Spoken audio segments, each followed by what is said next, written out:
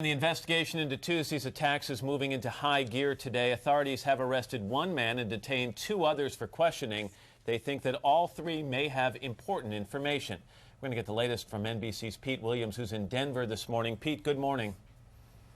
Matt, good morning to you. That man arrested when he had false identification in New York. Authorities not satisfied with his answer, so they're holding him as a material witness.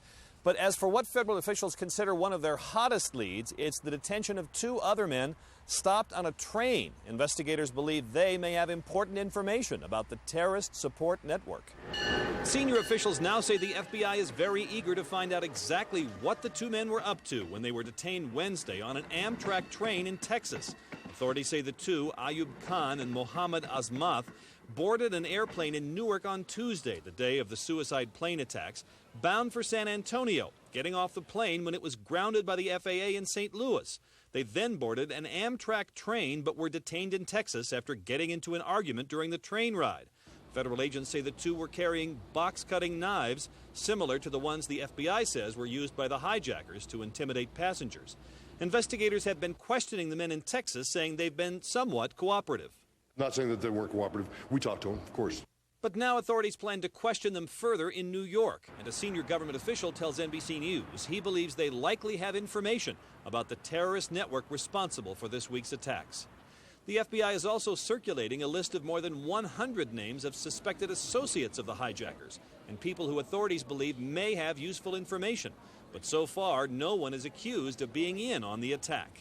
If we believe that there's somebody in the United States who was associated with this conspiracy and we had evidence upon which to base a charge, we would have and would level that charge.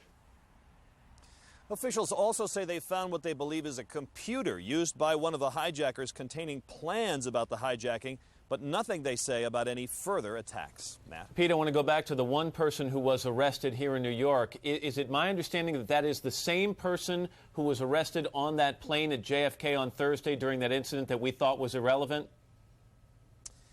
Taken off the plane, that's right. They don't believe that he posed any risk. They're not detaining him because they believe he intended to do anything illegal on that airplane. The reason is they still are not satisfied with his explanation about why he was getting on the plane.